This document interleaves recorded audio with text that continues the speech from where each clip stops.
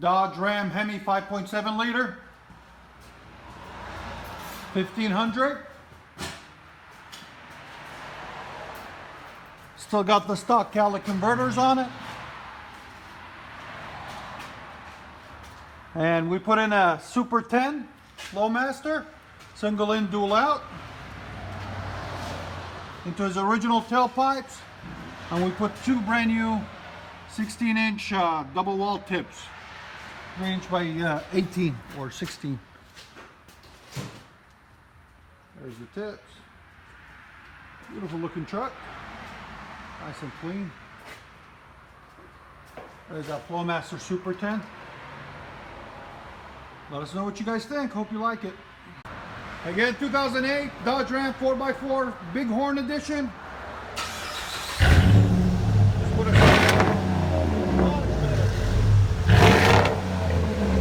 oh yeah.